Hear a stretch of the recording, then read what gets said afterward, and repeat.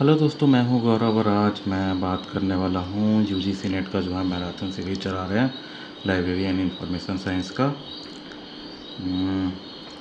Marathon class चला रहे हैं हम।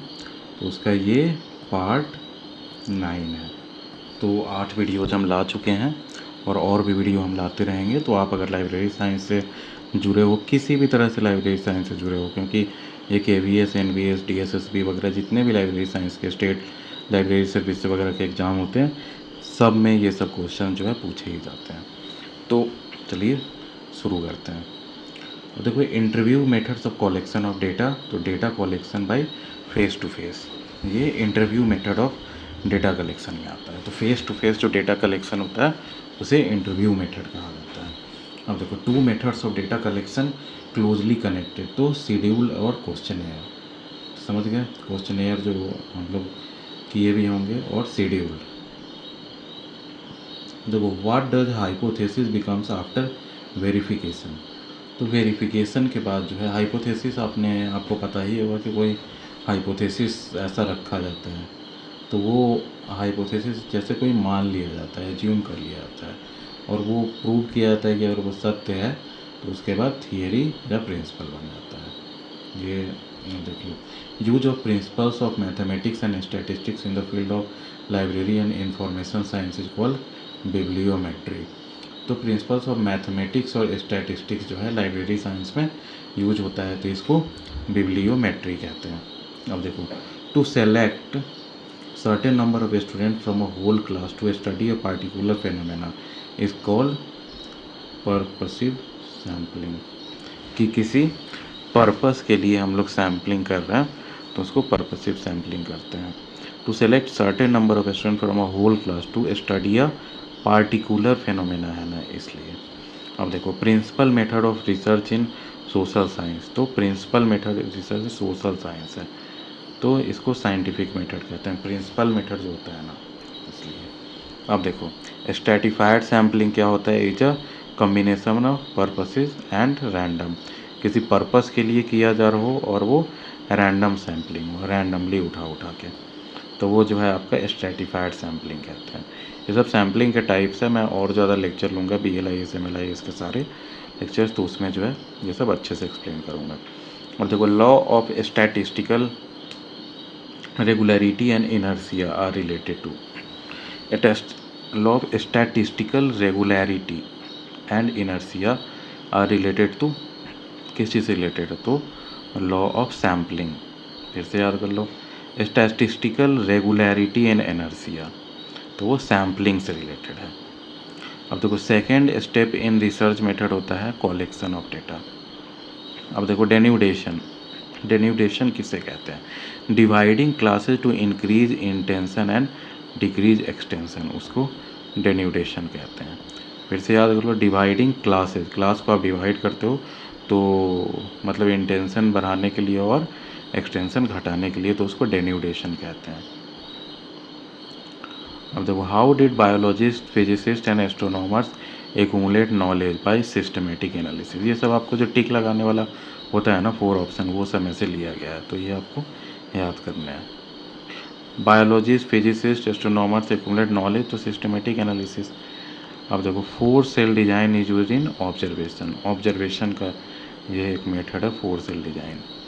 इंटरनल एंड एक्सटर्नल क्रिटिसिजम्स, ये पहले भी मैं बता चुका हूँ, हिस्टोरिकल मेथड में आता है। Are the important elements of which method of research, तो हिस्टोरिकल मेथड में आता है। तो कोई in which discipline the descriptive method is extensively use. Descriptive method जो है फिजिकल और नेचुरल साइंसेज में यूज होता है। Controlled group is a term use in experimental research में। कंट्रोल ग्रुप होता है, जैसे आपका मेडिसिन का रिसर्च हो रहा है, वो सब में एक कंट्रोल ग्रुप रखा जाता है, तो वो control group is a term use in experimental research. और देखो, Cranfield research project is an example of survey research. Survey research का जो है क्रैनफील्ड रिसर्च प्रोजेक्ट है एग्जांपल। ये सब याद रखना है आपको। अब देखो, documents are treated as primary sources in historical research. कोई भी प्राइमरी सोर्सेज का डॉक्यूमेंट्स होगा तो वो हिस्टोरिकल रिसर्च में ही होता है।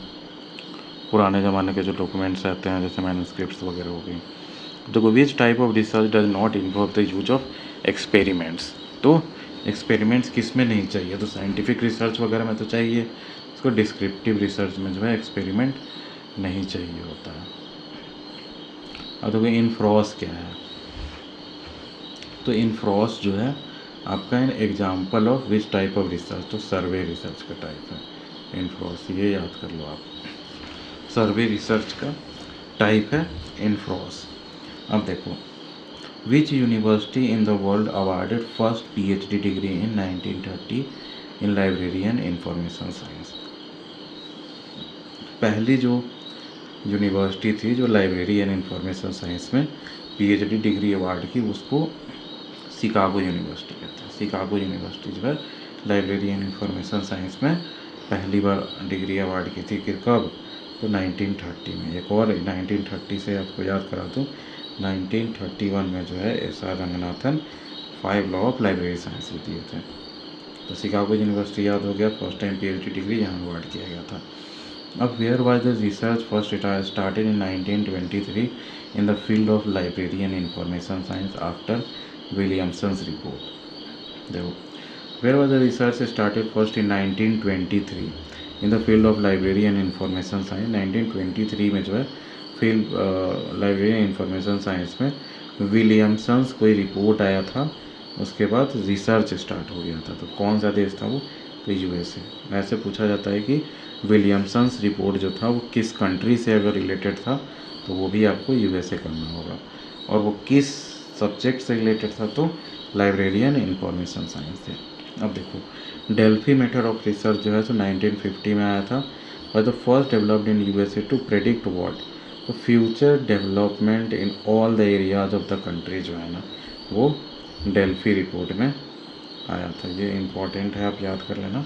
डेल्फी रिपोर्ट जो है 1950 में जो आया था, और वो USA में आया था। रिपोर्ट डेवलप किया गया था कि सारे एरियाज में जो है कैसे डेवलपमेंट किया जाए।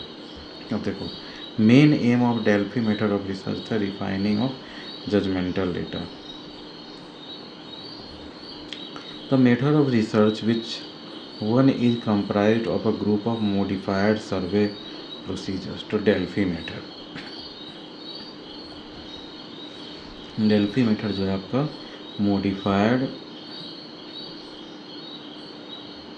modified survey procedures to Delphi method में होता है। अब देखो which method of research cannot be used in library and information science subject।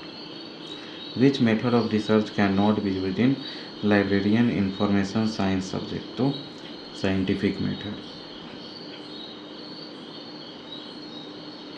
ठीक है जी।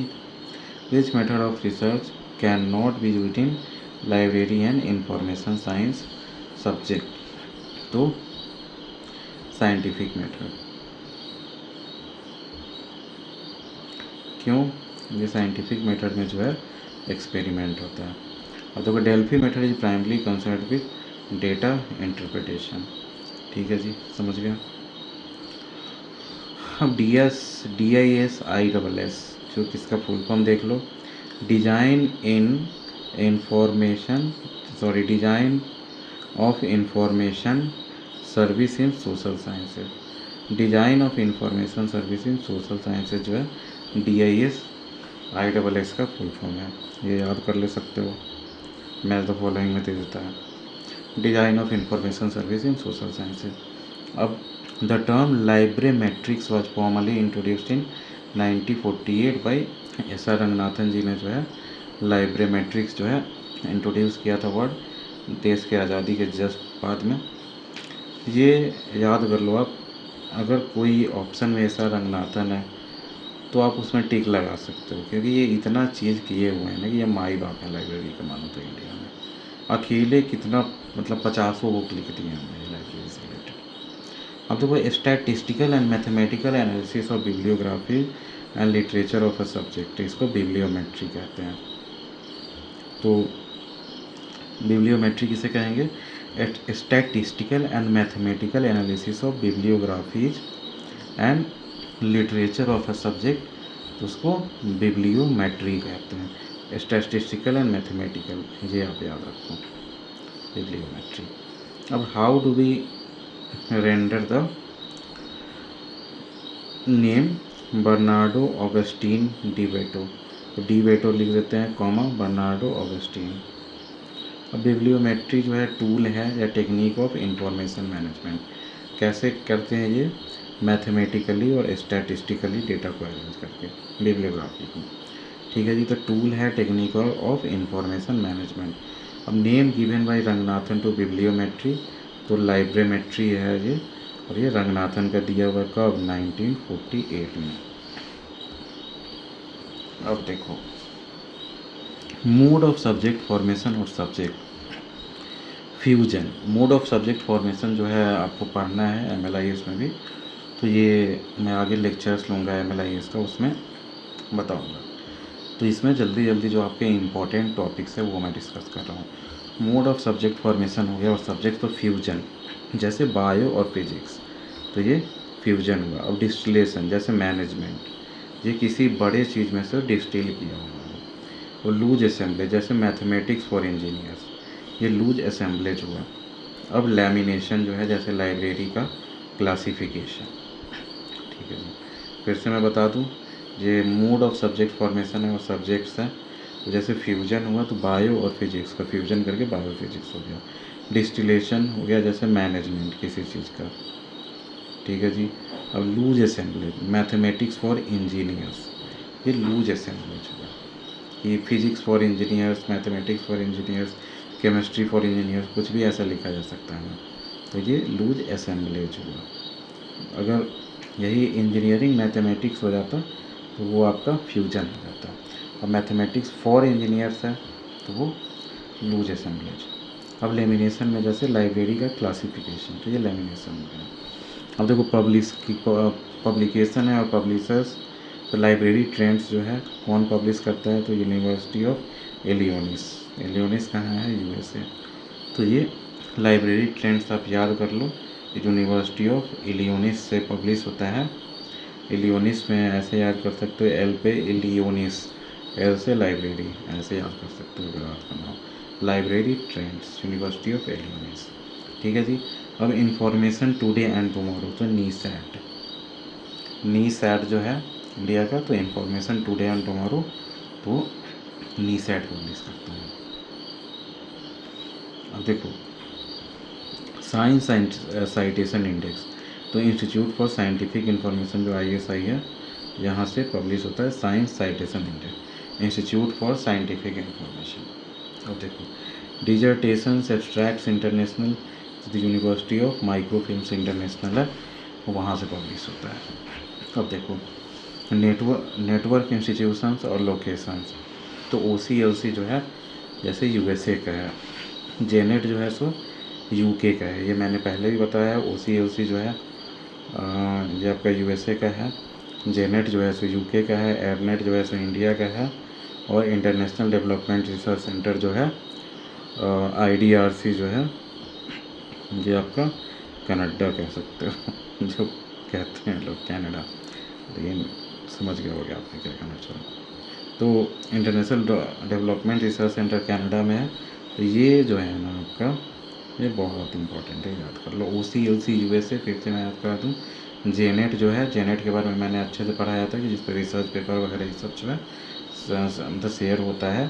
तो जेनेट जो है UK का है, एयरनेट जो है सो इंडिया का है, इंटरनेशनल डेवलपमेंट रिसर्च सेंटर ये कनाडा का है। देखो first all India conference libraries in 1918 was held at Lahore, ये भी इम्पोर्टेंट है, याद कर लो। First all India conference of libraries in 1918 was held at Lahore. अब देखो रेफरेंस बुक कैटेगरी और नेम ऑफ रेफरेंस बुक, जैसे डायरेक्टरी, तो इंसाइक्लोपीडिया ऑफ एसोसिएशंस, समझ गए। एनुअल इंफॉर्मेशन प्लीज एल्मनेक हो गया, bibliography publishers weekly, news digest Keesing's record of world events, ये आप याद कर लो, ये इंपॉर्टेंट है। बिब्लियोग्राफी पब्लिशर्स वीकली जो है ये बिब्लियोग्राफी है। इंफॉर्मेशन प्लीज द एल्मनेक जो होता है वो आपका एनुअली प्रोड्यूस होता है। इंसाइक्लोपीडिया ऑफ एसोसिएशन जो है आपका डायरेक्टरी है। और देखो रेफरेंस बुक और अरेंजमेंट। वर्ल्ड ऑफ लर्निंग जो है geographical, Sears list of subject heading तो ये अल्फ़ाबेटिकल होता है। Roget's international thesaurus topical, Indian national bibliography तो क्लासिफाइड। रेफरेंस बुक और वो अरेंजमेंट है आपका। नहीं समझ में आया कोई बात नहीं, नेक्स्ट क्वेश्चन देखते हैं। देखो अब जो बैंडविड्थ पता होगा आपको, ये तो सबको पता होगा, वाईफाई सबके यहाँ लगा होगा। Speed of transmission of data जो है उसको बैंडविड्थ कहते हैं, ये इम्पोर्टेंट है। मैं ये नहीं कह रहा हूँ कि आपको पता होगा कि नहीं पता होगा, बैंडविड्थ पता सबको है, लेकिन इसका जो एग्जैक्ट डेफिनीशन है ना वो आपको मैच द फॉलोइंग में देता है। तो speed of transmission of data जो है किस स्पीड से ट्रांसमिट हो रहा है उस चीज़ को बैंडविड्थ कहते हैं। अब देखो क्रोनोलॉजिकल ऑर्डर में है, इंडियन कॉपीराइट एक्ट ये सबसे पहले आया था, ये आप इजीली जान जाओगे। राइट टू इन्फॉर्मेशन एक्ट सबसे लास्ट में आया था, वो भी आप जान जाओगे। उससे पहले इंफॉर्मेशन टेक्नोलॉजी एक्ट 19 में आया था, 90s में, वह जान जाओगे। डिजिटल मिलेनियम कॉपीराइट एक्ट वो कॉपीराइट के बाद आया था। अब लाइब्रेरी वीक ऑफ इंडिया जो है 14 से 20 नवंबर को मनाया जाता है, ये इम्पोर्टेंट है, याद कर लो। लाइब्रेरी वीक ऑफ इंडिया 14 से 20 नवंबर। RRLF जो है फाउंडेशन ईयर जो था इसका 1972 था। Publication of first law of library science 1931 पता है। हेडक्वार्टर ऑफ नेस्टॉक जो है तो नई दिल्ली है। ये इसमें नया चीज़ आप याद कर सकते हो। RRLF जो है ये मिनिस्ट्री ऑफ कल्चर के अंदर आता है, ये आपको पता होगा। राजा राम मोहन राय लाइब्रेरी फाउंडेशन जो है 1972 1972 में आया था स्टार्ट। अब देखो, और 14 से 20 नवंबर जो है ये लाइब्रेरी वीक होता है, ये भी याद कर लो आप। अब देखो national library week in India being celebrated annually since 1968 से जो है आपका national library week in India celebrate होता है। कब? तो 14 से 20 नवंबर।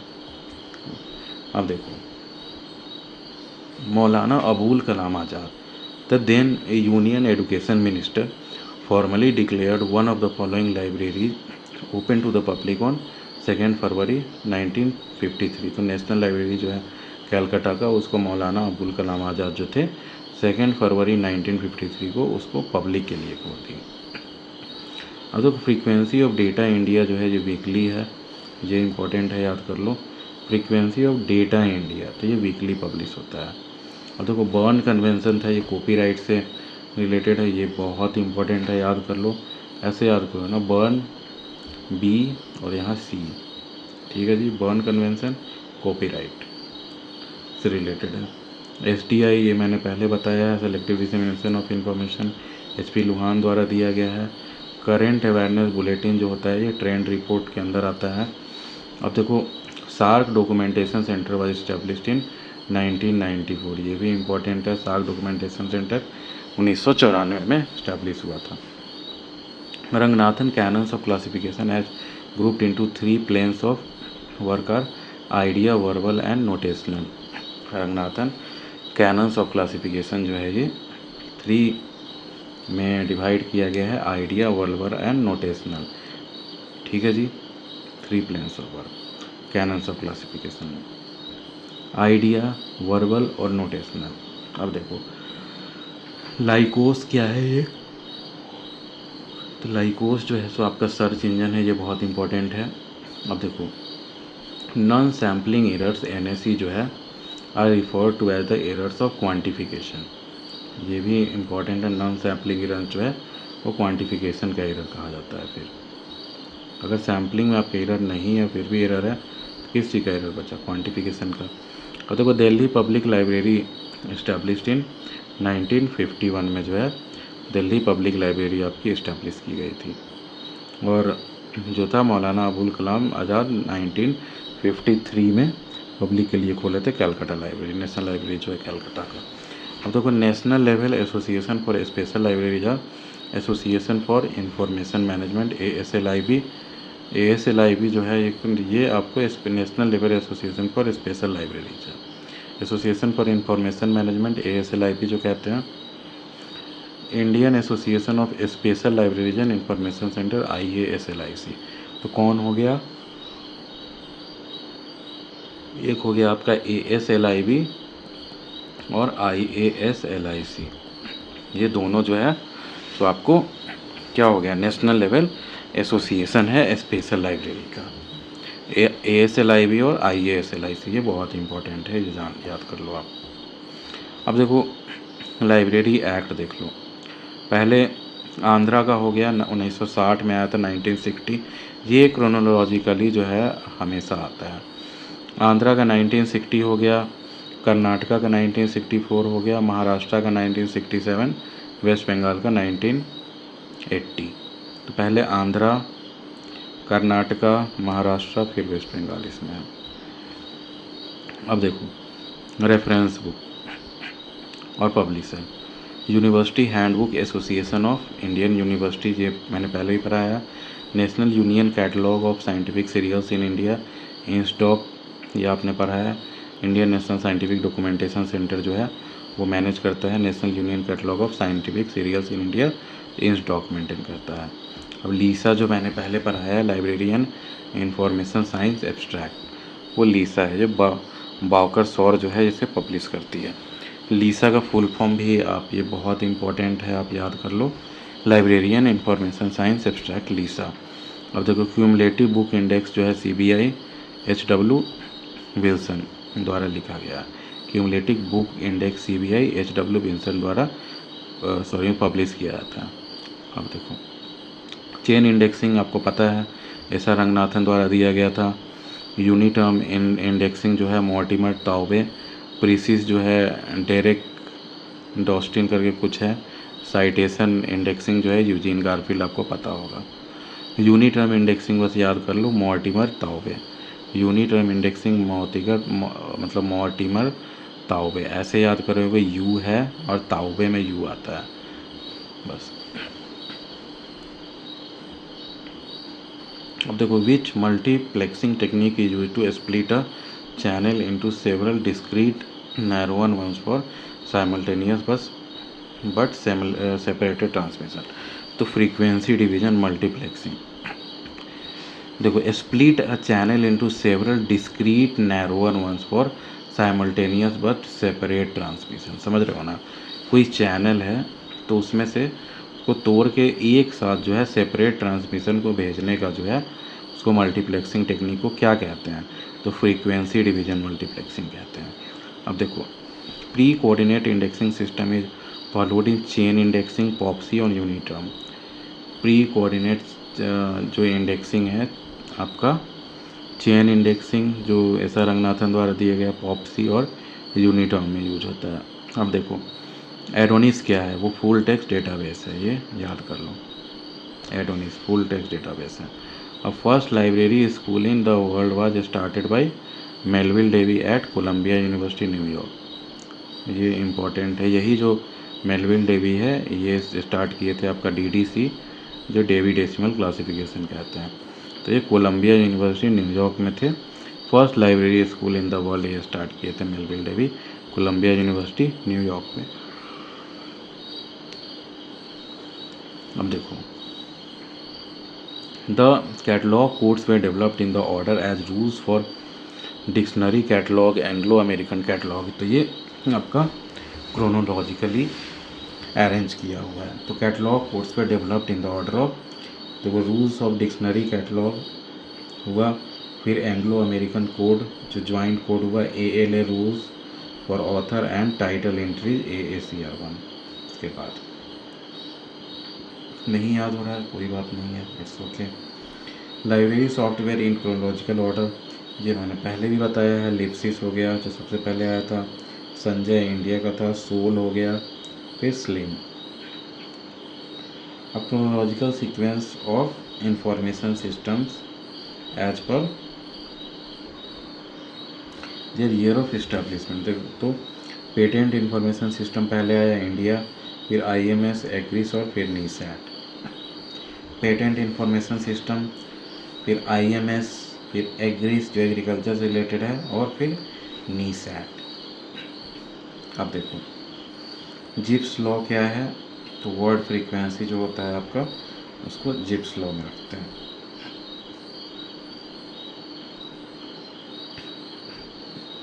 जिप्स लॉ जो है सो वर्ड फ्रीक्वेंसी से रिलेटेड है, ये मैंने पहले ही बताया। अब लोटकाज लॉ जो है ऑथर प्रोडक्टिविटी से रिलेटेड है, पहले भी बताया मैंने। अब ब्रैंड-पुट्स लॉ जो है स्कैटरिंग से रिलेटेड है। Eugene Garfield impact factor. अब देखो सोल जो है सो इनफ्लिपनेट से रिलेटेड है। विनिस मतलब विन आइसिस जो है यूनेस्को द्वारा दिया गया है। देसी डॉग बनाए हुए आपका संजय और एल्गोरिदम स्लिम। फिर से याद करा दूँ, इनफ्लिपनेट जो है इंडिया का सोल सॉफ्टवेयर बनाया हुआ है, यूनेस्को का दिया हुआ है विंस आइसिस। देसी डॉग जो है वो संजय बनाया हुआ है सॉफ्टवेयर, और एल्गोरिदम जो है स्लिम। अब देखो कोठारी कमीशन जो है ये सब मैंने पहले भी डिस्कस किया है, लेकिन शॉर्ट फॉर्म में यहाँ पे मैच द फॉलोइंग टाइप है तो उसमें डिस्कस कर लेते हैं। तो कोठारी कमीशन का कहना था library budget as a percentage of organisational budget, ये मैंने बताया था एक 6.5% जो था। और एक और जो आपका परसेंटेज से रिलेटेड था कि 2.5% ऑफ द लाइब्रेरी बजट जो होगा, 2.5% ऑफ द लाइब्रेरी बजट जो है आपका स्पेंड होगा बुक्स के बाइंडिंग वगैरह पे। ठीक है जी। अब वैसे ही था 50% ऑफ द आपका जो बजट है लाइब्रेरी का वो आपका लाइब्रेरी के स्टाफ के सैलरी देने में खर्च होना है। तो ये कोठारी कमीशन की रिपोर्ट्स में। अब देखो राधा कृष्णन कमीशन जो है, importance of library in academic institution. इनका राधा कृष्णन का स्टेटमेंट था कि लाइब्रेरी जो है सो यूनिवर्सिटी का हार्ट होता है। अब मेहरोत्रा कमीशन, देखो ये ऐसे याद कर सकते हो आप, मेहरोत्रा कमीशन। मेहरोत्रा सुन के ही पैसा जैसा लग रहा है कि पैसे से रिलेटेड कुछ होगा। तो मेहरोत्रा स्टेटस एंड पे स्केल ऑफ लाइब्रेरियंस, तो ये मेहरोत्रा कमेटी का था। पैजी कमेटी जो है सो पब्लिक लाइब्रेरी सिस्टम से रिलेटेड है, ये आपको याद भी होगा, नहीं याद है तो याद कर लो। अब देखो जीरोग्राफिक प्रोसेस जो है इलेक्ट्रोस्टैटिक प्रोसेस होता है। यूज़र प्रोफाइल है statement on user interest. Study abroad हुआ हैंडबुक, द हैंडबुक ही ले करके आप जाओगे स्टडी अब्रोड में तो आप रास्ता वगैरह खोज सकते हो। एटम इंडेक्स हो गया, INIS जो न्यूक्लियर से रिलेटेड है, तो ये ईजी भी था लेकिन इट्स वेरी वेरी इंपॉर्टेंट। तो यहाँ से ये सब मैं जो है आपको जो देख रहे हो यहाँ से एक लाइन से आपको दिख रहा होगा कि मैच द फॉलोइंग जो है वो सब मैं करा रहा हूँ, जो इम्पोर्टेंट है सारे पूछे हुए। अब देखो RK कमीशन जो है कि 1948 में आया था, ये याद करना आप। अब मुदलियार कमीशन जो है 1952-53 में आया था, ये भी इम्पोर्टेंट है। कोठारी कमीशन 1964 में आया था, ये भी इम्पोर्टेंट है। Karnataka state university review committee, ये भी इम्पोर्टेंट है 1975 में। तो ये क्रोनोलॉजिकली भी आ सकता है, तो पहले आएगा आपका RK कमीशन, फिर मुरलीधर कमीशन, मतलब मुदलियार कमीशन, फिर कोठारी कमीशन, फिर कर्नाटका यूनिवर्सिटी स्टेट वाला जो है स्टेट यूनिवर्सिटी रिव्यू कमेटी 1979 में। तो RK कमीशन हो गया 1948, मुदलियार हो गया जस्ट RK के 4 साल बाद 1952-53। फिर कोठारी कमीशन याद रखो, जब देश में ये हुआ था आपका चाइना के साथ वॉर हुआ था, उसके 2 साल बाद कोठारी कमीशन आया था। उसके बाद जो है कर्नाटका स्टेट यूनिवर्सिटी रिव्यू वाला जो है आपका 1980 से 1 साल पहले याद कर लो, तो ऐसे आपको जल्दी याद होगा। अब देखो क्रोनोलॉजिकली, अब देखो क्रोनोलॉजिकली अकॉर्डिंग टू बर्थ, तो CA कटर सबसे पहले हैं, फिर मेलविल डेवी आते हैं, SR रंगनाथन, BS केशवन सबसे लास्ट में। ये पूछा जाता है सब आपको इनका। अकॉर्डिंग टू देयर डेवलपमेंट हो गया, CCC हो गया, Mark II हो गया, ISBD हो गया और CCF हो गया।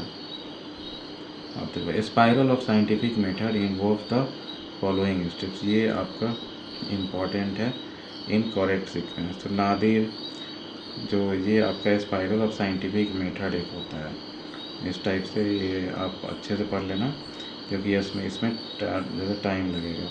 इसमें नादिर एसेंडेंट, जेनिथ और डिसेंडेंट होता है। डिसेंडेंट होता है एक जगह नादिर होता है, एसेंडेंट होता है, फिर ये जगह डिसेंडेंट होता है, एक जगह जेनिथ होता है टॉप पे, इस टाइप से ये देख लेना आप। ये क्या किस चीज़ का होता है, तो स्पायरल ऑफ साइंटिफिक मेथड, ये मैं आगे और बताऊंगा इसमें, इसलिए यहाँ मैंने कम्प्लीटली एक्सप्लेन नहीं किया। अब देखो AACR 1 कब आया 1967, AACR 2 आया 1978, सीधे 9 साल बाद। अब देखो वैसे ही ALA कोड जो है 1949 और CCC 1934। तो ये ऐसे लिखा है CCC ALA कोड, फिर AACR 1 और AACR 2। CCC सबसे पुराना है, ये याद रखो। अब देखो बुक्स इन प्रिंट जो है ट्रेड बिब्लियोग्राफी है, ये पता है। इंग्लिश इंटरनेशनल जो है पेरियोडिकल डायरेक्टरी, ये बिब्लियोग्राफी और पेरियोडिकल से, ये आपको याद होगा। वर्ल्ड ऑफ लर्निंग जो है ये डायरेक्टरी है। हु इन इंडिया जो है बिब्लियोग्राफिकल सोर्स है, ये भी इम्पोर्टेंट है, ये आपको याद रहनी चाहिए। अब देखो important features of Karnataka public library देख लेते हैं। देखो 1965 जो था कर्नाटका पब्लिक लाइब्रेरी एक्ट, जो 1965 में हुआ था। तो constitution of local library authorities for cities and district, ये समझ गया, सिटीज़ और डिस्ट्रिक्ट में जो है लोकल लाइब्रेरी अथॉरिटी होना चाहिए। A provision for creating an independent department of public libraries with a professional as it heads, provision for copyright collection of state. अब देखो connecting symbol for the time element in UDC is semicolon. Semicolon जो ऐसे किया था, नीचे comma और ऊपर dot, तो वो टाइम एलिमेंट जब भी आपको यूडीसी में यूनिवर्सल डेसिमल क्लासिफिकेशन में आप यूज करते हो तो सेमीकोलन से टाइम एलिमेंट को दर्शाया जाता है। अब देखो the switching system technology use in value added networks like Telenet which provide libraries with collection to many database, तो इसको सर्किट स्विचिंग कहते हैं, याद कर लो, सर्किट स्विचिंग। मुझे एडवांस जो वैल्यू एडेड नेटवर्किंग सिस्टम में आता है। अब देखो according to year of enactment जो हुआ, Gujarat public library act, Orissa public library act, UP public library act, फिर अरुणाचल पब्लिक लाइब्रेरी एक्ट। तो ऐसे याद कर लो कि अरुणाचल पब्लिक लाइब्रेरी एक्ट जो है ये सबसे बाद में हुआ। फिर सब ये लिस्ट में जो है गुजरात उड़ीसा यूपी अरुणाचल दिया हो। देखो याद करना इतना भी मुश्किल नहीं है। देखो अरुणाचल तो भाई साहब बहुत दूर है, तो ऑब्वियस सी बात है वो अलग है, वहाँ जनसंख्या भी 9 के बराबर है, तो वहाँ ऑब्वियस सी बात है कि पब्लिक लाइब्रेरी एक लास्ट में आएगा। तो ऐसे आप याद कर ले सकते हो कि वो लास्ट में आएगा। गुजरात अमीर राज्य है तो वो थोड़ा उससे पहले आ जाएगा। अब देखो यूपी बिहार वगैरह को पहले भी मारूवे स्टेट्स कहते थे, तो वो अरुणाचल से थोड़ा पहले कर लिए, ठीक है जी। अब उसके पहले जो है उड़ीसा कर लिया, ठीक है। तो ऐसे आप याद कर सकते हो। अब देखो name of ASLIB has been changed association for information management, ठीक है जी। ASLIB का ये इम्पोर्टेंट है, ये पूछता है। तो name of ASLIB has been changed as association for information management, तो ASLIB हो गया।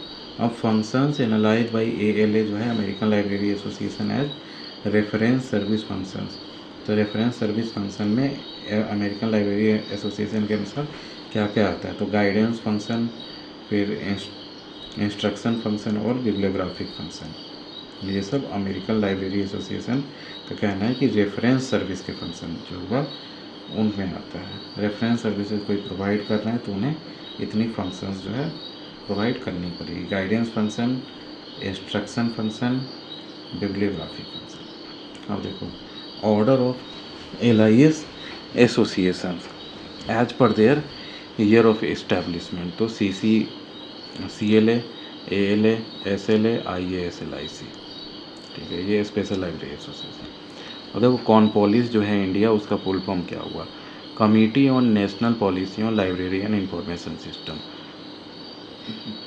कॉनपॉलिस जो है ये 1985 में सेटअप हुआ, अच्छा लिखा हुआ है 1985 में सेटअप हुआ था। तो कॉनपॉलिस ये इंडिया का है। तो committee on national policy on library and information system, committee on national policy on library and information system, CONPOLIS, याद कर लोगे 1985। अब देखो equal sign is used in universal decimal classification to indicate language, equal है तो उसका meaning language indicate करता है यूडीसी में। अब देखो sources you consult to know the impact factor of journal publications, web of science, तो Scopus. Sources you consult to know the impact factor of journal publications जो है ऑफ वेब ऑफ साइंस। तो Scopus ये आपको पता होगा, abstract and citation database जो है उसको स्कोपस कहते हैं। अब देखो, vocabulary in a database is controlled by standard files and authority files. The relative index is found in DDC, आपने पढ़ा होगा, तो उसका रिलेटिव इंडेक्स का एक बुक भी रहता है, उसमें देखे होगे। अब देखो, e journal articles can be identified with the help of digital object identifier जो होता है DOI। DOI देखोगे आप, DOI नंबर एक दिया रहता है कोई भी जर्नल वगैरह में, तो वो DOI नंबर से जो है आइडेंटिफाई किया जाता है। तो उसको DOI का फुल फॉर्म जो होता है वो डिजिटल ऑब्जेक्ट आइडेंटिफायर होता है। तो ई जर्नल्स के लिए होता है। अब शोध Ganga is a repository of E thesis, ये इम्पोर्टेंट है बहुत। शोध Ganga is a repository of E thesis, thesis जो भी लिखता है तो ऑनलाइन थेसिस जो होता है उसका शोध गंगा जो है रिपोजिटरी है। अब देखो, मैं द फॉलोइंग देख लेते हैं। ट्रांसलेशन सर्विस, तो ITC इंटरनेशनल ट्रांसलेशन सेंटर जो है। अब देखो, इंफॉर्मेशन रीपैकेजिंग सर्विस जो है, इंफॉर्मेशन एनालिसिस सेंटर जो है IAC में होता है। इंफॉर्मेशन रीपैकेजिंग सर्विस, रीपैकेज करके इंफॉर्मेशन जो है आगे बढ़ाया जाता है। अब डॉक्यूमेंट डिलीवरी सर्विस जो है BLDSC जो है, BLDSC आपका डॉक्यूमेंट डिलीवरी सर्विस में आता है। लाइब्रेरी नेटवर्किंग तो हो गया डेलनेट। अब देखो, ट्रिप CCF जो है यूनेस्को द्वारा दिया गया है। यूनीमार्क जो है IFLA द्वारा दिया गया है। OCLC जो है आपका डब्लिन कोड जो दिए हुए हैं OCLC का दिया हुआ है। US मार्क जो दिए हुए हैं जो आपका लाइब्रेरी ऑफ कांग्रेस कहाँ, वाशिंगटन DC, उनका दिया गया। अब POSD-CORB जो है क्वाइंड बाई गुलिक पोस्ट कॉर्ब, गुलिक द्वारा क्वाइंड किया गया, ये इंपॉर्टेंट है, मैंने पहले भी डिस्कस किया है। अब देखो, OCLC project and MARC project are the examples of cooperative processing of materials. OCLC और मार्क प्रोजेक्ट जो है कोऑपरेटिव प्रोसेसिंग ऑफ मटेरियल्स का एग्जाम्पल है। इसमें एक साथ किया जाता है सब चीज़, ढेर सारे इंस्टीट्यूशन का। अब देखो, unit for measuring the speed of the transmission of data, तो बैंड हो गया, इसी से जब ब्रॉडबैंड भी ऊपर आया था, कितने रेट से आपका जो है कितने स्पीड से डेटा ट्रांसफ़र हो रहा है, ब्रॉडबैंड आता है। अब देखो, routing of periodicals is considered as CS जो है करंट अवेयरनेस सर्विस को जो है राउटिंग ऑफ पीरियोडिकल्स को रियल किया जाता है। ये क्या है करंट अवेयरनेस सर्विस, तो जिसको जिसकी रिक्वायरमेंट है तो मतलब पीरियोडिकल्स वहाँ भेजा जा रहा है। इसी में आगे आता है SDI, selective dissemination of information, और उससे भी 1980s के बाद जो है SDI जो है कंप्यूटर्स जब आ गया तो वो सेलेक्टिव डिसेमिनेशन ऑफ इंफॉर्मेशन और ज़्यादा जो है यूजर्स तक सेलेक्टिव इंफॉर्मेशन पहुंचने लगा। अब देखो, ISDN क्या है, तो integrated services development digital network, integrated services digital network ISDN है, ये याद रखो आप। अब देखो, search engine for scientific information only, तो साइरस SCIRUS जो है वो साइंटिफिक इंफॉर्मेशन के लिए ही सर्च इंजन है। साइरस SCIRUS साइंटिफिक इंफॉर्मेशन के लिए जो है। OAI ओपन आर्काइव इनिशिएटिव जो है ये इम्पोर्टेंट है। OAI का आपको फुल फॉर्म पता होना चाहिए। फुल फॉर्म जो है OAI का क्या है, तो open archive initiative. Caliber is sponsored by INFLIBNET, ये भी इम्पोर्टेंट है, याद रखो। कैलिबर जो है वो इनफ्लिबनेट जो है इंडिया का लाइब्रेरी नेटवर्क जो है वो आपका कैलिबनेट को स्पॉन्सर करता है। अब देखो, study of epistemology deals with classification of knowledge, origin, source and nature of knowledge. तो एपिस्टोमोलॉजी जो है तो क्या डील करता है, तो classification of knowledge, origin, source and nature of knowledge. तो एपिस्टोमोलॉजी ये आपका क्लासिफिकेशन, ओरिजिन, सोर्स और नेचर ऑफ नॉलेज। अब देखो, एब्रीविएशन ऑफ मीनिंग, ये आप अगर पढ़े होगे तो समझ पाओगे, नहीं पढ़े होगे तो नहीं समझ पाओगे, आप स्किप कर सकते हो। IBID, तो same reference cited immediately above, तो IBID लिखा जाता है। LOC CIT जो है द सेम प्लेस साइटेड जो है लोकेशन, साइटेशन सेम प्लेस, तो अगर साइट किया गया है तो LOC CIT लिखते हैं। और देखो, अगर जो प्रीवियसली साइटेड को लिखना है तो OP CIT, साइटेशन OP मतलब प्रीवियसली। अब विदे या वाइड जो भी पढ़ना है पढ़ लो, का मतलब सी। देखो अब देखो writing materials place of origin, ये इंपॉर्टेंट है, आप याद कर लो। पपायरस मैंने पहले भी डिस्कस किया, इजिप्ट में लिखा जाता था। क्ले टेबलेट पे निवेल्स में लिखते थे, निवेल्स या निवेट्स जो भी है, या निनवेस, आई एम कंफ्यूज, आप देख लेना। पाम लिप्स पे इंडिया में लिखा जाता था, पेपर का आविष्कार जो है चाइना में हुआ था। अब देखो ये देखते हैं डेटाबेस और उसका सप्लायर कौन है। तो एरिक डेटाबेस जो है इसका सप्लायर है national institute of education USA. ऐसे याद कर लो, एडुकेशन और एरिक। तो एरिक डेटाबेस जो है national institute of education USA द्वारा जो है एरिक डेटाबेस सप्लाई होता है। अब सीए सर्च जो है तो ये केमिकल से रिलेटेड है, तो ऐसे ही याद करोगे ना, एरिक तो एडुकेशन, ई सी है तो ये केमिकल से रिलेटेड होगा। सीए सर्च जो है तो अमेरिकन केमिकल सोसाइटी यूएसए। अब देखो बुक्स इन प्रिंट जो है आर बॉकर, ये बहुत बार हम याद दिला चुके हैं। तो और लीसा जो है Bowker and Saur, London. Books in print जो है आर बॉकर यूएसए से होता है, और लीसा जो है तो बॉकर एंड सॉर, लंदन, वहाँ से है। अब देखो ILRC inter library resource centre जो है वो दिल्ली में है, और कहाँ पे है तो ये आपका दिल्ली में जो है सो JNU के अंदर है, आप याद कर लो। ILRC inter library resource centre Delhi में है और JNU में है। और मैं तो फॉलोइंग देखते हैं, नीसैट जो है साइंस एंड टेक्नोलॉजी से रिलेटेड है, मैंने बताया था। जर्नल ऑफ लाइब्रेरियनशिप ये यूके से है। IMS एटॉम इंडेक्स जो है इंडेक्सिंग सर्विस है। अब देखो ये किसने दिया है, ये देखो ये भी इम्पोर्टेंट था आपका, और ये भी वेरी वेरी इंपॉर्टेंट है, याद कर लो। पॉप्सी जो है जी भट्टाचार्य, मैंने पहले ही बताया है। साइटेशन इंडेक्सिंग यूजीन गारफील्ड भी कहते हैं। कीवर्ड इंडेक्सिंग HP लुहान, ये आपको याद हो चुका होगा अब तक। थिसॉरस जो है PM रॉकेट, थिसॉरस दिए हुए है।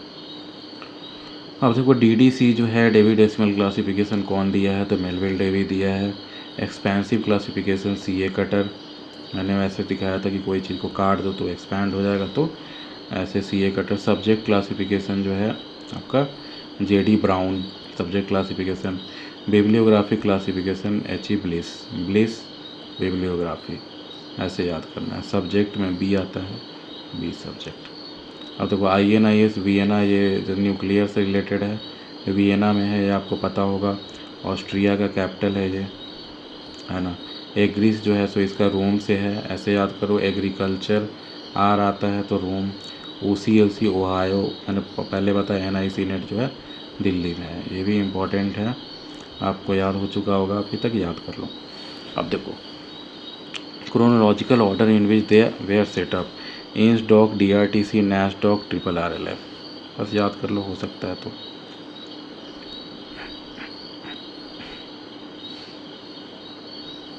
Based on year of establishment ALA American library association सबसे पुराना है, इंडियन लाइब्रेरी एसोसिएशन जो है नया है, ऐसे याद कर लो। इससे पहले IFLA आया था, उससे पहले ASLI भी। तो ALA American library association, ASLI भी, IFLA और ILA। देखो correct order in which commissions were set up, तो Radhakrishnan commission on education, फिर मुदलियार कमीशन ऑन, जैसे यूनिवर्सिटी एजुकेशन था, कोठारी कमीशन, फिर Raj committee on state, Rajasthan committee on state university review 1979 के आसपास में हुआ था। अब देखो fundamental equation of information science has been put forward by Robert Brooks. Fundamental equation of information science तो रॉबर्ट ब्रुक्स के द्वारा दिया गया है, ये याद कर लो। अब देखो source, message, transmitter and receiver are the components of communication model developed by Shannon Weaver, ये जो है तो आपको बहुत इम्पोर्टेंट है। Shannon Weaver source, message, transmitter. Source जो है कहाँ से मैसेज, जहाँ से मैसेज आ रहा है वो सोर्स हुआ, उसके बाद वहाँ से मैसेज का स्टेप आता है, फिर वहाँ से ट्रांसमिशन हुआ मैसेज, उसके बाद रिसीव हुआ। तो ये जो है आपका कंपोनेंट्स ऑफ कम्युनिकेशन जो है, 4 कंपोनेंट, वो आपका जो ये थियरी जो है सो सैनन एंड वीवर का दिया हुआ थियरी है। वैसे ही आपका fundamental equation of information science जो है वो रॉबर्ट ब्रूक्स के द्वारा दिया गया। सैनन वीवर का मैंने थियरी बता दिया, जो आपका कंपोनेंट्स ऑफ कम्युनिकेशन मॉडल जो दिया गया सैनन वीवर। देखो who said knowledge is of two kinds हो गया, we know a subject ourselves और we know where we can find information about it. तो ये सैमुअल जॉनसन के द्वारा स्टेटमेंट दिया गया है, ये याद कर लो, ये इंपॉर्टेंट है। और सैमुअल जॉनसन। अब देखो acronym for association of information management, association for information management, तो ASLIB जुड़ा हुआ है, association for information management ASLIB। ये क्यों है? क्योंकि ये दूसरे लैंग्वेज का है इसलिए। Census Atlas national volume is an example of demographic Atlas. Demography किसे कहते हैं? जो कोई आदमी के बारे में, जैसे मान लो कि इंडिया में ज़्यादा पॉपुलेशन है तो कहा जाता है कि इसका डेमोग्राफी का डिविडेंड मिलेगा, क्योंकि यहाँ के युवा बहुत ज़्यादा है। अब इसी को कोई कहता है डेमोग्राफी का डिविडेंड भी मिल सकता है कि इंडिया ज़्यादा डेवलप करेगा, या डेमोग्राफिक डिजास्टर भी हो सकती है कि आपका जो है पूरा का पूरा किसी के पास जॉब है नहीं, बस सब गवर्नमेंट जॉब की तैयारी में, तो ऐसे वैसे जो है सब लोग अपना कीमती टाइम वेस्ट करेंगे। तो ये सब जो है सेंसस एटलस जो है national volume is an example of demographic Atlas. तो वही सेंसस हो गया ह्यूमन रिसोर्स से रिलेटेड, तो डेमोग्राफिक एटलस के अंदर आता है। दो कॉम्पेंडेक्स मैंने पहले बताया है, ये तो online database on the subjects of engineering का जो ऑनलाइन डेटाबेस जो है उसको कॉम्पेंडेक्स कहते हैं। अब देखो रेंटिंग ऑफ पेरियोडिकल्स इज, तो ये करंट अवेयरनेस सर्विस में आता है CAS, रेंटिंग ऑफ पेरियोडिकल्स आप रेंट करो किसी लाइब्रेरी से, तो करंट अवेयरनेस सर्विस में आता है।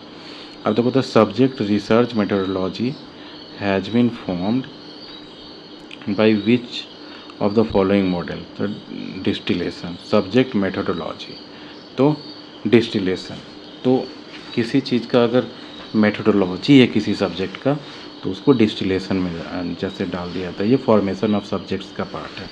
अब देखो Boolean logic was propounded by George Boole, ये पता होगा। अब देखो IMCE stand for international meeting of cataloguing experts, IMCE international meeting of cataloguing experts, IMCE, ये याद रखो आप, इम्पॉर्टेंट है। An indispensable function of thesaurus is representation of relationship between concepts. याद कर लो, ये बस याद कर लो, दिमाग मत लगाओ।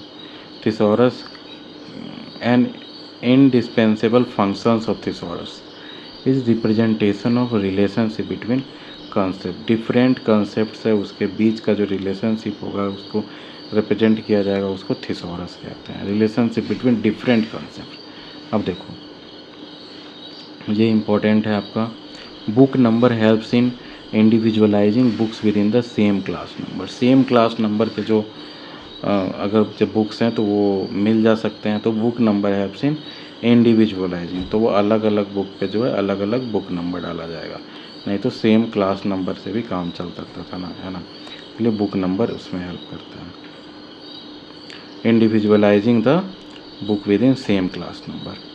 अब देखो the concept of micro photography was developed by John Benjamin Dancer. John Benjamin Dancer जो है ये माइक्रो फोटोग्राफी का जो कंसेप्ट ये लाए हुए, याद करना कर सकते हो, John Benjamin dancer, concept photography, concept of micro photography. अब देखो ग्रीन स्टोन तो आपने यूज भी किया होगा, ये सॉफ्टवेयर है डिजिटल लाइब्रेरी का।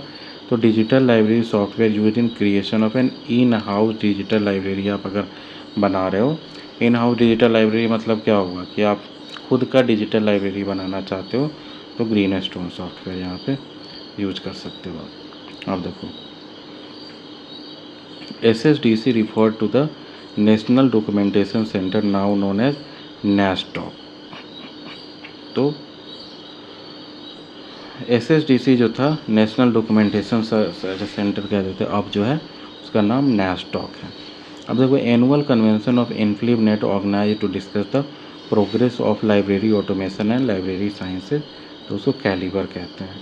तो वो कैलिबर जो है आपका, सो क्या हो गया, एनुअल कन्वेंशन ऑफ इन्फ्लिवनेट है, organise to discuss the progress of library automation and library service. तो कैलिबर इसको कौन ऑर्गेनाइज करता है? इन्फ्लिवनेट। कैलिबर ये याद रखना आप। तो ये कॉन्फ्रेंस है कैलिबर। अब देखो what type of research is chain procedure of Ranganathan. तो ये अप्लाइड रिसर्च में आता है। चैन प्रोसीजर जो होगा आपका वो अप्लाइड रिसर्च में होगा, और ये रंगनाथन का दिया हुआ है, रंगनाथन। ठीक है जी। अब एडिसन्स वर्क ऑन, हाँ तो एडिसन वर्क्स ऑन बल्ब। तो अच्छा, एडिसन वर्क्स ऑन बल्ब, जैसे थॉमस एडिसन हुए तो उनका बल्ब बनाने में जो आविष्कार किए उसको अप्लाइड रिसर्च कहेंगे। अप्लाइड रिसर्च क्यों कहेंगे जी?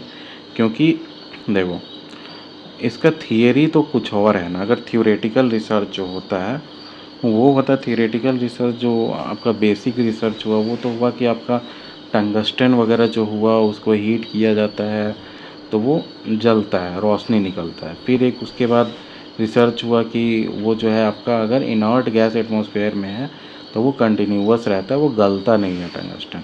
तो ये एप्लीकेशंस हुआ ना बेसिक थियरी का, तो वो इसलिए अप्लाइड रिसर्च में आता है। अब देखो 5 laws of library science by Ranganathan जो है ये बेसिक रिसर्च में हुआ, क्योंकि अब ये 5 लॉज को किसी चीज़ में अप्लाई किया जाए तो वो अप्लाइड रिसर्च आएगा। अब देखो डिस्कवरी ऑफ इलेक्ट्रिसिटी क्या हुआ, तो वो बेसिक रिसर्च हुआ। अब इस रिसर्च को किसी चीज़ में अप्लाई किया जाए तो वो अप्लाइड रिसर्च होगा। तो ये सब बेसिक रिसर्च है। ठीक है जी। अब देखो research on a particular problem with some object is called applied research. जैसे मैंने बताया। अब देखो pure research is an investigation conducted by an individual. Pure research मान लो कि हो गया जैसे डार्क मैटर। तो डार्क मैटर में अभी तक कोई रिसर्च नहीं हुआ है, उसमें ऐसे आपको थियरी लगाना पड़ेगा, पूरा अलग से ही सब कुछ आपको प्योर रिसर्च करना पड़ेगा। तो pure research is an investigation conducted by an individual. तो वो किसी इंडिविजुअल का इन्वेस्टिगेशन होगा। हाँ देखो the spiral of scientific method studies which of the following. तो ऑर्गेनाइजेशन ऑफ अ सब्जेक्ट जो है वो स्पायरल ऑफ साइंटिफिक रिसर्च में पढ़ाते हैं। अब देखो true sequence of cardinal points on the spiral of scientific matter, जो मैंने बताया था नादिर, एसेंड, जेनिथ और डिसेंडेंट। अब देखो ये जो है यहाँ से आया है, मैंने बताया था ना कि बाद में मैं अच्छे से एक्सप्लेन कर दूँगा। तो ये जो है आपका क्या है, sequence of cardinal points on the spiral of scientific method जो होता है ना, तो ये होता है स्पायरल ऑफ साइंटिफिक मेथड, इसको कहते हैं। जैसे यहाँ से शुरू हुआ ये स्पायरल बना, तो इसमें जो है देखो एसेंडेंट ऐसे याद रखते हैं। एसेंडेंट क्या होता है, जो जहाँ से एसेंड किया, जो उठना शुरू हुआ, तो वो कौन सा फेज होता है? वो हाइपोथेसिस का फेज होता है, जहाँ से आपको बढ़ना शुरू होता है, आप सोचना शुरू किए। उसके बाद एसेंडेंट के बाद जो है ऊपर आता है जेनिथ। जेनिथ हुआ, और तो एसेंडेंट और जेनिथ के बीच का हुआ क्या हुआ, आपको याद करना है कि एसेंडेंट यहाँ से शुरू करते हैं। एसेंडेंट, जेनिथ, डिसेंडेंट और नादिर। नादिर ऐसे याद कर लो, नादिर नीचे हुआ, जेनिथ सुन के ही लग रहा है ऊपर, और एसेंडेंट लेफ्ट तरफ, डिसेंडेंट आपका राइट तरफ। कैसे याद करोगे? डिसेंडेंट मतलब नीचे की ओर गिरता है, डिसेंड किया, एसेंडेंट तो ऊपर की ओर उठा। तो एसेंडेंट यहाँ पे हो जाएगा, डिसेंडेंट यहाँ पे हो जाएगा। अब नादिर से याद कर लो, सबसे नीचे था, तो जेनिथ कहाँ रहेगा? वो ऊपर रहेगा। ये याद हो गया। अब देखो एसेंडेंट से जेनिथ की तरफ जाओगे तो ये आपका स्टार्टिंग का हाइपोथेसिस का फेज होता है, जब हम हाइपोथेसिस कुछ करते हैं। उसके बाद जो है आपका डिडक्शन का फेज होता है, जेनिथ से डिसेंडेंट की तरफ। उसके बाद क्या होता है? वेरिफिकेशन किया जाता है या न्यू एक्सपेरिमेंट्स किया जाता है। अब डिसेंडेंट से नादिर की तरफ, अब नादिर से जो है एसेंडेंट की तरफ, तो एम्पेरिकल फेज एंड लॉज, उसके बाद लॉज बन जाते हैं उसके। तो ये जो है आपका साइंटिफिक मेथड्स है, स्पायरल ऑफ साइंटिफिक मेथड। ठीक है जी। तो ये आप याद कर सकते हो, इसका स्क्रीनशॉट ले लो, आपको याद करना इजी होगा। ठीक है जी। फिर आगे बढ़ते हैं।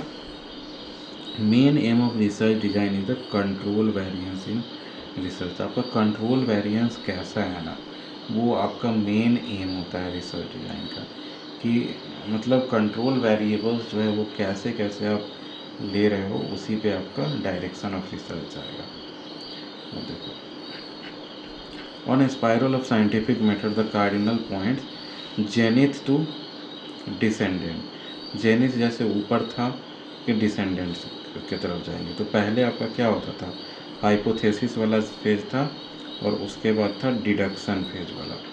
तो डिडक्शन फेज जो हुआ उसमें फंडामेंटल लॉ आते हैं डिडक्शन फेज में।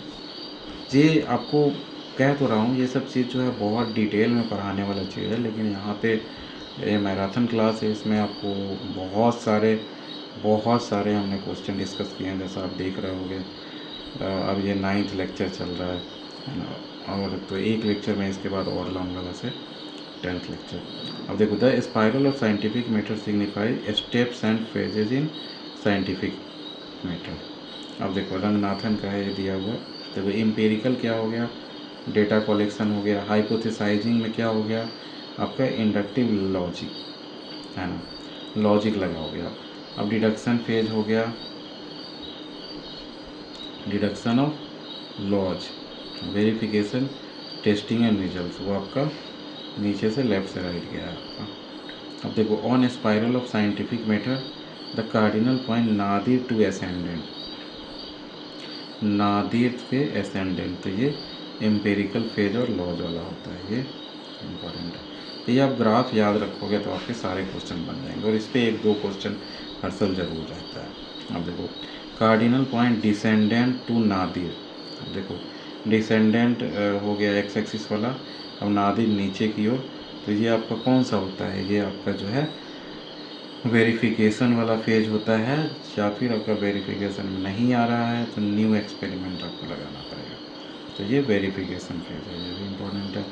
अब देखो, what does zenith mark in the spiral, तो फंडामेंटल लॉज, जेनिथ जो है सो आपको फंडामेंटल लॉज को मार्क करता है। अब देखो, cardinal point ascendant to zenith, ascendant आपका हो गया यहाँ पे, जेनिथ हो गया यहाँ पे, तो ये हाइपोथेसाइजिंग फेज हो गया। ठीक है जी, ये सब याद करना। ऐसे फिर से मैं याद करा दूँ, नादिर सबसे नीचे होता है, जेनिथ आप याद कर लो, जेनिथ ऐसे भी याद करो, जेड सबसे बाद में, आप सबसे ऊपर होगा ये। फिर इधर होता है आपका हाइपो एसेंडेंट वाला, क्योंकि ऊपर बढ़ रहा है, फिर मतलब डिसेंडेंट वाला नीचे की ओर जो आया। याद करने का तरीका मैं बता रहा हूँ बस।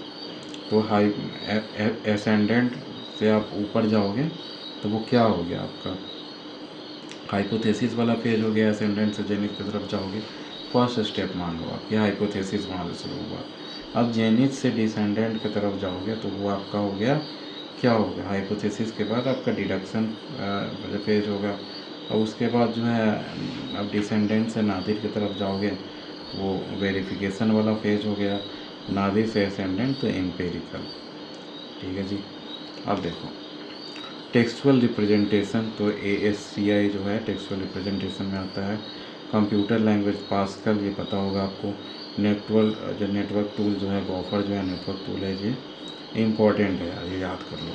सर्चिंग टेक्निक जो है, तो बूलियन ऑपरेटर जो होता है, ये पता होगा आपको, ऑपरेटर के बारे में पढ़ोगे, एंड और वगैरह वगैरह, एंड और नॉट, ये सब जो होता है ऑपरेटर से तो जो है सो सर्चिंग टेक्निक में होता है आपका बूलियन ऑपरेटर। बस ये यहाँ इंपॉर्टेंट याद कर लो कि टेक्सुअल रिप्रेजेंटेशन ASCI, ये भी वैसे याद ही होगा, नहीं याद है तो याद कर लो। और नेटवर्क टूल जो है गॉफर है। अब देखो, the information network that connects university and colleges in UK, Janet मैंने पहले डिस्कस किया है। अब देखो, विद्यानिधि क्या है, electronic thesis and dissertation. TKLD क्या है, डिजिटल आर्काइव है। DOAJ जो है, digital library of journals. E-prints at IST, institutional repository है। अब देखो, द्रुपल क्या है, कंटेंट मैनेजमेंट सॉफ्टवेयर होता है द्रुपल, ये आप याद कर लो। द्रुपल आपका कंटेंट मैनेजमेंट सॉफ्टवेयर है। अब मूडी क्या है, तो मूडल LE से याद कर लो, लर्निंग मैनेजमेंट सॉफ्टवेयर है। ठीक है जी, लर्निंग मैनेजमेंट सॉफ्टवेयर। DSpace है, डिजिटल लाइब्रेरी सॉफ्टवेयर, याद कर सकते हो। न्यूजन लिप जो है, इंटीग्रेटेड लाइब्रेरी मैनेजमेंट सॉफ्टवेयर, जो नया वाला आता है। अब देखो, IFLA programme according to their year of commencement. तो ISBT इंटरनेशनल वाला था ये, ISBT, फिर UBC, UAP और इंटरनेशनल मार्क ऑफिस। माना तो याद के लिए सब IFLA का प्रोग्राम्स है। तो पहले आपका ISBT सबसे पहले लाए थे, फिर UBC, फिर UAP, इंटरनेशनल मार्क ऑफिस, जिसमें मार्क 21 वगैरह आता है। अब देखो OCLC जो है बायोमेडिकल से रिलेटेड है, इन्फ्लिनेट जो है डिजिटल लाइब्रेरी ऑफ इंडिया है, IASC enlist NLM web Dewey, याद करना कर सकते हो। तो meta data Dublin code refers to data elements in database. Meta data Dublin code जो होगा ना, ये पूरा इंटरनेट का अगर रेफरेंस सर्विस नहीं करो, वो मतलब डेटा को अगर ऑर्गेनाइज किया जाए तो वो सबको मेटा डेटा कहते हैं। तो मेटा डेटा डबलिन कोड जो है वो डेटा एलिमेंट्स इन डेटाबेस कहते हैं। अब देखो national convention regularly organise by DELNET जो है, इनोनेट NACLI नैकलिन, डेलनेट के द्वारा ऑर्गेनाइज किया जाता है, उसको नैकलिन कहते हैं। एक ऊपर मेडलार्स करके था, वो भी याद कर लेना। देखो एग्रीज जो है एग्रीकल्चर से रिलेटेड है, information system in agriculture is establish on the basis of equivalence to which international organisation. तो INIS ये किस चीज़ का होता है, न्यूक्लियर का। तो ये न्यूक्लियर वाले के बेसिस पे जो है देखा देखी एग्रीज बनाया गया, एग्रीकल्चर वाला। अब देखो 2 ब्रॉड कैटेगरीज ऑफ रिसर्च होता है, बेसिक और अप्लाइड, जो मैंने बताया था पहले कि अप्लाइड जो है तो किसी खास एप्लीकेशन के लिए कोई रिसर्च अप्लाई किया जाता है तो वो अप्लाइड रिसर्च में आता है। अब priory research has been divided into the following category, PO research and applied research के बीच में प्रायरी रिसर्च डिफाइन करते हैं। और देखो बेसिक रिसर्च होता है search for broad principles without objectives, तो ये बेसिक रिसर्च में आता है। तो चलिए इसके बाद हम जो है लास्ट लेक्चर लेंगे, जो आपका पार्ट 10 होगा लेक्चर का। तो दोस्तों अगर आप लाइब्रेरी प्रोफेशनल हैं और UGC का एग्ज़ाम दे रहे हैं, नहीं भी दे रहे हैं, आप किसी भी कंपटीशन का एग्ज़ाम दे रहे हो, KVS स्टेट लाइब्रेरियन, तो लाइब्रेरी में क्या बदल जाएगा, सारा चीज़ तो सिलेबस तो सेम ही रहता है, 1 लाइनर सेम रहता है। तो आप ये सब लेक्चर्स देख सकते हैं, कोई भी लाइब्रेरी का एग्ज़ाम दे रहे होगे आप तो इसमें बहुत सारे हमने जो डिस्कस किए हैं इंपॉर्टेंट क्वेश्चन जो हर जगह पूछे जाते हैं। तो अगर आप हमारे चैनल को सब्सक्राइब नहीं किए हो तो चैनल सब्सक्राइब कर दो और बेल आइकन दबा दो, क्योंकि इतने ज़्यादा वीडियोज़ हैं ना यूट्यूब पे कि ये सारे छिप जाएंगे, आपको पता भी नहीं चलेगा कहाँ गया। तो वो इससे हमारे जो कम्युनिटी, जैसे लाइब्रेरी कम्युनिटी से जुड़ने के लिए और जो वीडियोज़ आपको तुरंत सबसे पहले मिल जाए, इसके लिए जो है बेल आइकन को दबा दो और सब्सक्राइब करो और इसे फ्रेंड में पक्का शेयर करें, जिससे जो है हमारी रीच बढ़े। Thank you, have a nice day.